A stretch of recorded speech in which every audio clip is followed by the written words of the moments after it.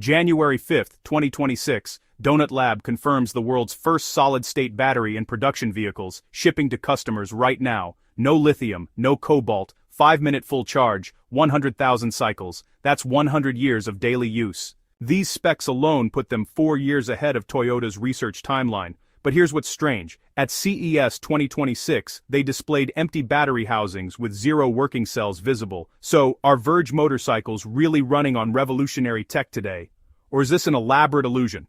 Let's dive right in. Let's start with what Donut Lab is actually claiming, because these numbers deserve your full attention. Their all-solid-state battery delivers 400 watt-hours per kilogram, nearly double Tesla's 4680 cells. It's sodium-ion based, meaning 0 lithium, 0 cobalt, no rare earth metals required. The charging time, 5 minutes to full. The lifespan, 100,000 cycles, which translates to 100 years if you charge it daily. If you've followed battery tech for any length of time, your brain should be screaming right now. Those numbers don't just push boundaries, they obliterate the fundamental trade-offs that have defined battery chemistry for 3 decades. Fast charging destroys lifespan. High energy density requires expensive materials. Safety compromises performance. Donut Lab claims to have solved all of them simultaneously.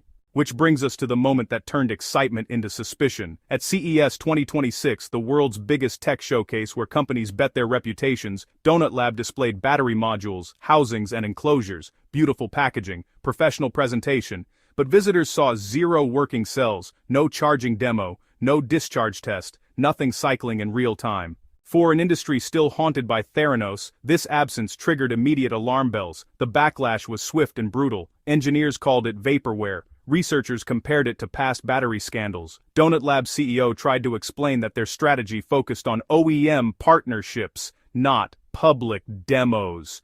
But, honestly, that explanation satisfied almost no one. In the court of public opinion, empty display cases equal empty promises. Except there's a twist that changes everything about this narrative. According to multiple reports, including coverage from Electrek, fully functional battery packs have already been shipped to OEM and authorized research institutions. Not prototypes, but production-grade packs currently undergoing real-world testing under strict non-disclosure agreements. These partners can test charge time, cycle life, and thermal stability while being explicitly prohibited from opening the cells or publicly disclosing internal structures. This really reframes the entire controversy. The batteries aren't missing, they're just not publicly exposed. And, from a competitive standpoint, this approach isn't as irrational as it might initially appear. The Donut Lab CEO openly acknowledges that competitors will inevitably buy Verge motorcycles, tear the battery packs apart, and analyze every layer. His argument isn't that this won't happen,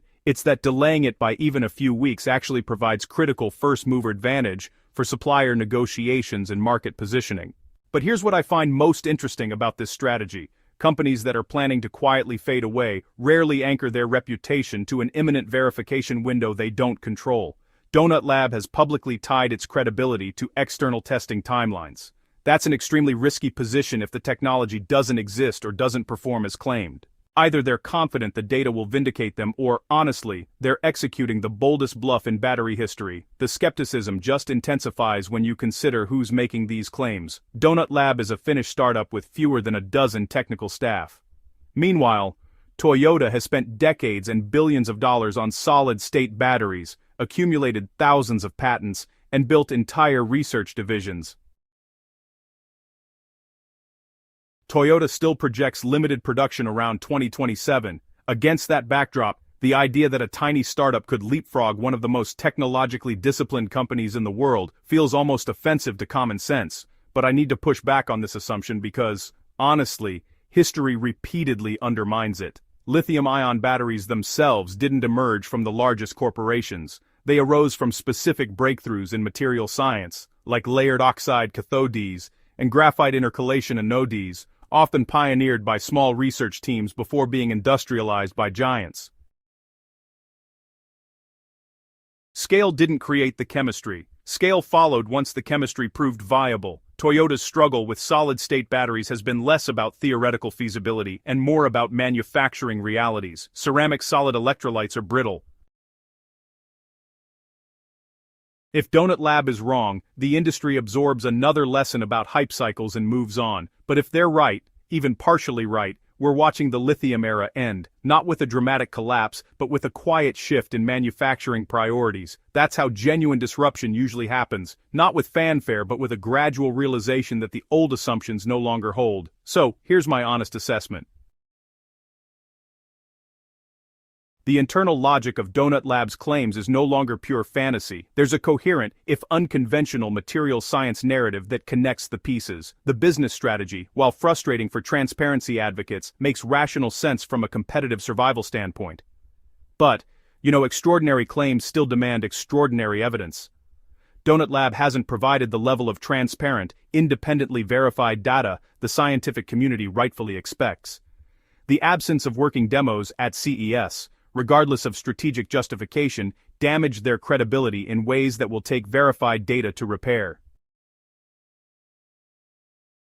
What I find most compelling is this: they've placed themselves in a position where deception becomes impossible to sustain within months. That's either extreme confidence or extreme foolishness. We're about to find out which. What's your take on this? Do you think Donut Lab is 4 years ahead of Toyota, or are they executing an elaborate bluff that's about to collapse? Drop your analysis in the comments because this debate is just getting started. And here's what matters most. If Donut Lab succeeds, lithium's monopoly on energy storage becomes optional. Supply chains restructure.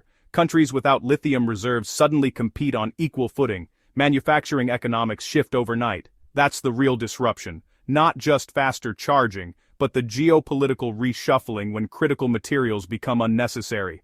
The next 6 months will be definitive. Either we're witnessing the end of the lithium era or we're documenting another cautionary tale about battery hype. Either way, this moment matters because the timeline is finally short enough to deliver answers. If this analysis brought you value, hit that like button right now, then drop your prediction in the comments. Will Donut Lab prove revolutionary or collapse under scrutiny? Do you think lithium's dominance is ending or just beginning its longest chapter? I genuinely want your take on this. If you want more analysis that connects technical claims to real-world implications, subscribe and turn on notifications so you never miss when we break down the next development. Because the evidence is already shipping to test facilities as we speak. The lithium era didn't ask permission to begin. It won't ask permission to end.